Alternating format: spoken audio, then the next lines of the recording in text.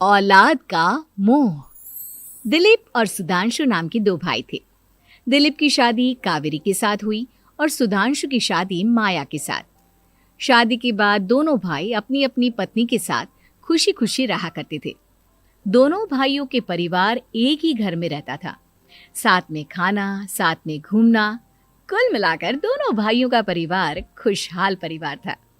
कुछ सालों के बाद दिलीप की पत्नी कावेरी को एक बेटा हुआ। भैया, आज मैं बहुत खुश हूँ। चाचा बन गया हूँ मैं। हाँ भाई साहब, इस बच्चे के घर में आने से तो रौनक आ गई है। मैं सबको बताऊंगी कि मैं तो चाची बन गई हूँ, चाची। तुम दोनों कितने अच्छे हो। हमारे बच्चे के आने से ऐसे खुश हो रहे हो जैसे ये बच्चा तुम्हारा ही हो। बस भैया, अब आपका बेटा इस दुनिया में आ गया ना, हम भी कोशिश करेंगे कि हमारा भी बच्चा जल्दी से इस दुनिया में आ जाए। और फिर आपका और हमारा बच्चा दोनों मिलकर दिन भर घर के आंगन में खेला करेंगे। कितना मजा आएगा ना।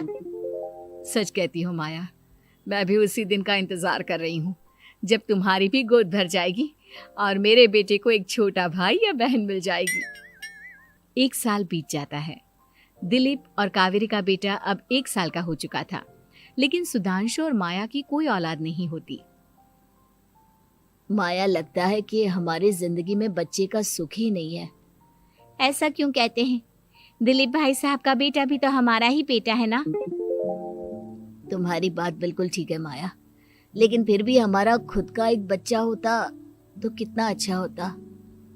हाँ, कावेरी भाभी भी हमेशा कहती हैं उन्हें अपने बेटे के लिए एक छोटा भाई या बहन चाहिए। लेकिन देखिए ना, हमारी तो किस्मत ही कितनी खराब है। हमारे तो सारे ट्रीटमेंट भी फेल हो चुके हैं। डॉक्टर ने भी साफ साफ कह दिया है कि तुम कभी माँ नहीं बन सकती। वही तो सुधांशु, बहुत बुरी किस्मत है हमारी। लेकिन माया, हम अपनी किस्मत को इतना क्यों कोस रहे हैं? हम दिलीप भाई साहब के बेटे को अपने बेटे की तरह ही प्यार कर सकते हैं ना। हाँ जी, बिल्कुल सच कहा। मैं भी वैसा कर सकती हूँ। चाची हूँ, उसे छोटी माँ का प्यार नहीं दूंगी क्या? कुछ दिनों के बाद दिलीप का एक दोस्त दिलीप से मिलने के लिए आता है। अरे क्या बात है दिलीप, बधाई हो बधाई। और घर तो काफी बड़ा है तुम्हारा। वैसे तुमने अपने बेटे के बारे में क्या सोचा है? भैया, और क्या सोचेंगे, बस उसे पढ़ा लिखा कर अफसर बनाएंगे, उसकी पढ़ाई पर खर्च करेंगे। अरे भाभी, आपकी तो इतनी सारी प्रॉपर्टी है, आपको किस बात की चिंता? ले देकर एक बेटा ही तो है। अरे नहीं दोस्त, तुम गलत समझ रहे हो। इस घर में मैं और मेरा छोटा भाई दोनों रहते हैं। इस घर का आधा हिस्सा मेरे छोटे भाई का है। अच्छा, कितने बच्चे हैं तुम्हारे छोटे भाई के? भैया, उनके साथ ना कुछ प्रॉब्लम है। मेरी देवरानी कभी माँ नहीं बन सकती। अरे फिर किस बात की चिंता? अरे मैं तो कहता हूँ अपने बेटे के भविष्य के बारे में सोचिए ही मत। बस ये घर उसके नाम करवा दीजिए। देखिए, आपके भाई का भी कोई बच्चा नहीं है तो सब कुछ आपके बेटे को ही मिलना चाहिए। लेकिन ऐसा करना क्या सही होगा? अगर उनका बच्चा नहीं है तो क्या हुआ? ये घर आधा उनका है, उनकी जो मर्जी है वो करे। अरे कैसी बात करते हो? उनकी कोई औलाद नहीं है, वो क्या करेंगे प्रॉपर्टी अपने नाम रखकर?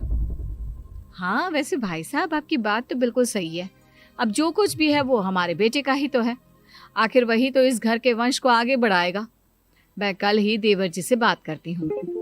अगले दिन सुधांशु और माया, इधर आओ। तुम दोनों से एक बहुत जरूरी बात करनी है मुझे। बताइए ना भाभी, क्या बात है?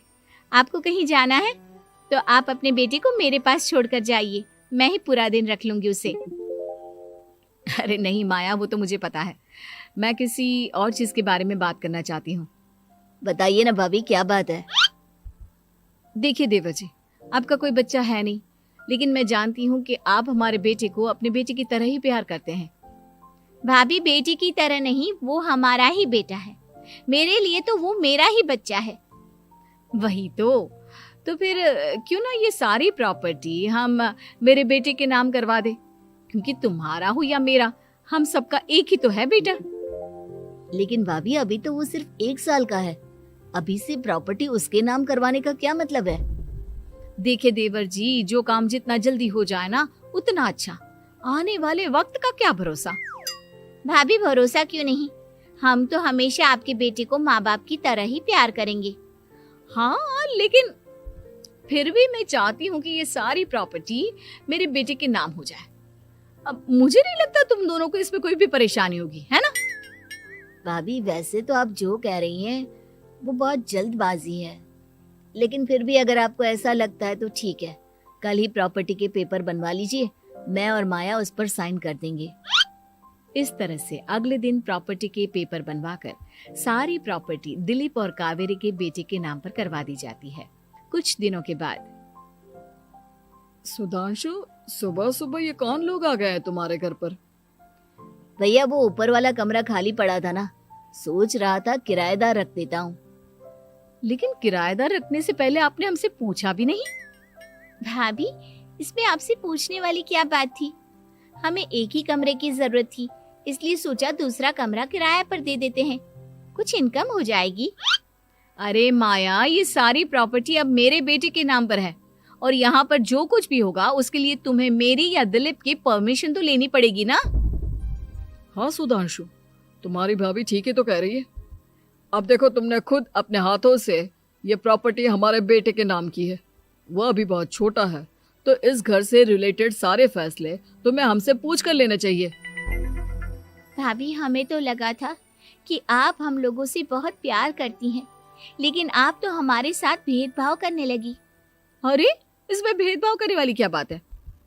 और मैंने कौन सा तुमसे कुछ गलत मांग लिया? अरे ले देकर मेरा बेटा इकलौता इस पूरे वंश का वारिस है, सब कुछ उसके नाम है। तुम्हें इस बात से जलन क्यों हो रही है? भाभी माया को जलन नहीं हो रही, वो तो बस ऐसे ही कह रही थी। सब जानती हूँ मैं, इसकी खुद की तो कोई औलाद पैदा नहीं हुई, बस इसीलिए जब देखो तब मेरे बेटे पर बुरी नजर डालती रहती है। देखो माया, कावेरी तुमसे बड़ी है, वो जैसा कहती है वैसा करो। और वैसे भी इस घर पर अब तुम लोगों का कोई अधिकार नहीं है, वो तो हम लोगों की भलाई समझो जो तुम्हें अभी तक यहाँ रहने दिया है। भैया आप इतने कैसे बदल गए? इस प्रॉपर्टी ने आपके दिल से हमारे लिए प्यार पूरी तरह खत्म कर दिया है क्या? इसी तरह वक्त बीतता जाता है और देखते देखते दिलीप और कावेरी का बेटा प्रणव 25 साल का हो जाता है और उसकी नौकरी लग जाती है। पापा आज मेरा अपॉइंटमेंट लेटर आ गया है, मैंने सिंगापुर में जॉब ज्वाइन कर ली है। लेकिन प्रणव, विदेश में नौकरी करने जाने से पहले तुम्हें कम से कम अपने मम्मी पापा से एक बार पूछना चाहिए था ना।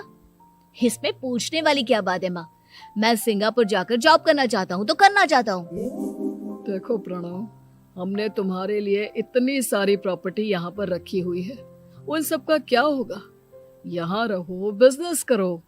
सॉरी पापा, मैं यहाँ रहकर कोई बिजनेस नहीं करने वाला, और ये जितनी भी प्रॉपर्टी आपने मेरे लिए संभाल कर रखी है ना, ऐसे ही किसी को दान में दे दीजिए, क्योंकि मैं सिंगापुर से वापस इंडिया आकर कभी नहीं रहने वाला।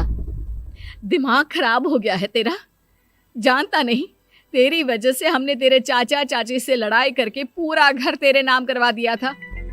हाँ तो ऐसा करने से पहले आपको सोचना चाहिए था ना। और मम्मा, मैं तो वैसे भी उस वक्त 1 साल का था, मेरा इस मैटर से कोई लेना देना नहीं है। कैसी बात कर रहा है ये लड़का? अरे तेरी वजह से अपने छोटे भाई से दुश्मनी लेकर बैठा हूं मैंने तो उसे घर से भी निकाल दिया। जानता नहीं तू, बाजू वाले घर में एक छोटा सा कमरा किराए पर लेकर रहते हैं तेरे चाचा चाची, और ये सब मैंने तेरे लिए किया। देखिए पापा, आपने जो कुछ भी किया अपने लिए किया। मैंने आपसे कब कहा था कि मुझे ये प्रॉपर्टी और घर चाहिए?